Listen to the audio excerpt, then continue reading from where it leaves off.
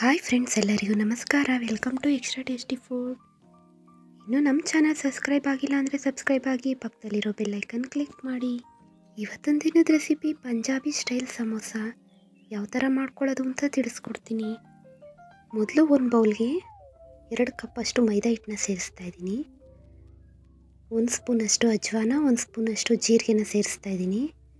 ರುಚಿಗೆ ತಕ್ಕಷ್ಟು ಉಪ್ಪನ್ನ ಸೇರಿಸ್ತಾ ಇದ್ದೀನಿ. 2 ಸ್ಪೂನಷ್ಟು ಆಯಿಲ್ನ ತೊಗೊಂಡಿದ್ದೀನಿ, ಅದನ್ನು ಸೇರಿಸ್ತಾ ಇದ್ದೀನಿ. ಒಂದು ರೌಂಡು ಮಿಕ್ಸ್ ಮಾಡ್ಕೋಬೇಕು. ಎಣ್ಣೆ ಯಾವ ಹದದಲ್ಲಿರಬೇಕು ಅಂದರೆ ಉಂಡೆ ಕಟ್ಕೋಬೇಕು, ಆ ಹದದಲ್ಲಿ ಎಣ್ಣೆ ಸೇರಿಸ್ಕೊಳ್ಳಿ. ಈಗ ಇದಕ್ಕೆ ಸ್ವಲ್ಪನೇ ನೀರನ್ನ ಸೇರಿಸ್ತಾ ಸ್ವಲ್ಪ ಪೂರಿ ಹಿಟ್ಟು ಹದದಲ್ಲಿ ಕಲಿಸ್ಕೊಡಿ. ತುಂಬ ಈಸಿ ಮೆಥಡು. ಸಮೋಸ ಮಾತ್ರ ತುಂಬ ಚೆನ್ನಾಗಿರುತ್ತೆ. ಸಮೋಸ ಪ್ರಿಯರಿಗಂತೂ ಒಳ್ಳೆ ರೆಸಿಪಿ ಇದು.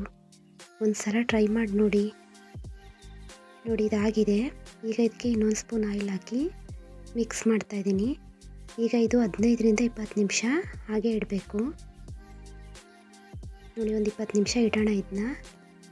Samosa stuffing ready ಮಾಡ್ಕೊಳ್ಳೋದ. 1 ಸ್ಪೂನಷ್ಟು ಸೋಂಪು ಮತ್ತು 1 ಸ್ಪೂನಷ್ಟು ಜೀರಿಗೆನ ಕುಟ್ಕೊಂಡು ಪುಡಿ ಮಾಡ್ಕೋತಾ ಇದ್ದೀನಿ. ಸ್ವಲ್ಪ ತರಿಯಾಗೇ ಇರಬೇಕು.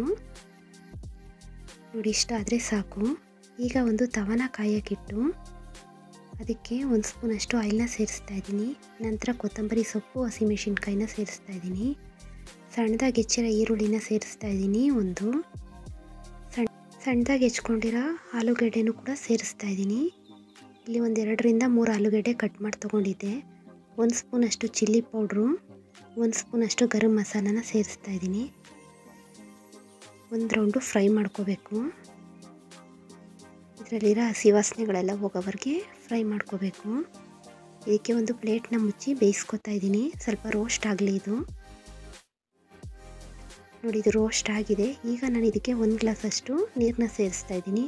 ಯಾಕಂದರೆ ಆಲೂಗೆಡ್ಡೆ ಮೊದಲೇ ಬೇಯಿಸ್ಕೊಂಡಿರಲಿಲ್ಲ. ಈಗ ರುಚಿಗೆ ತಕ್ಕಷ್ಟು ಉಪ್ಪನ್ನ ಸೇರಿಸ್ತಾ ಇದ್ದೀನಿ.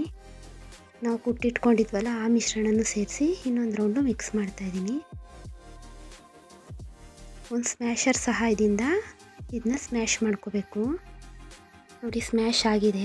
ಈಗ ಸ್ಟಫಿಂಗ್ ರೆಡಿ ಆಗಿದೆ. ನಾವು ಮೊದಲೇ ಇಟ್ಕೊಂಡಿದ್ವಲ್ಲ ಹಿಟ್ಟು 20 ನಿಮಿಷ, ಆ ಹಿಟ್ಟು ಕೂಡ ನಿಂದು ರೆಡಿಯಾಗಿದೆ.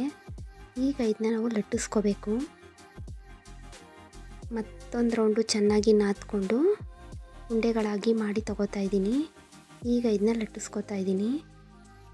ನೋಡಿ, ಈ ಹದದಲ್ಲಾದರೆ ಸಾಕು, ಜಾಸ್ತಿ ಮಂದ ಏನು ಬೇಡ. ಸಮೋಸ ಶೇಪ್ ಮಾಡ್ಕೋತಾ ಇದ್ದೀನಿ.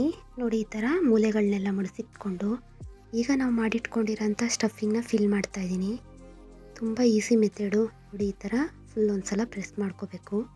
ನೋಡಿ, ಚೆನ್ನಾಗಿ ರೆಡಿಯಾಗಿದೆ ಸಮೋಸಗಳು. ಈಗ ಎಣ್ಣೆ ಕಾಯಕ್ಕಿಟ್ಟಿದ್ದೆ, ಒಂದೊಂದೇ ಸಮೋಸಗಳನ್ನ ಹಾಕ್ಕೊಂಡು ಬೇಯಿಸ್ಕೊತಾ ಇದ್ದೀನಿ.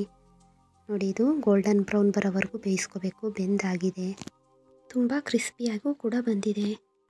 ನಮ್ಮ ಈ ರೆಸಿಪಿ ನಿಮಗೆ ಇಷ್ಟ ಆಗಿದೆ ಅಂತ ತಿಳ್ಕೊತೀನಿ. ಇಷ್ಟ ಆದರೆ ಲೈಕ್ ಮಾಡಿ, ಶೇರ್ ಮಾಡಿ, ಕಮೆಂಟ್ ಮಾಡಿ. ನೆಕ್ಸ್ಟ್ ರೆಸಿಪಿ ಜೊತೆ ಮತ್ತೆ ಸಿಗೋಣ.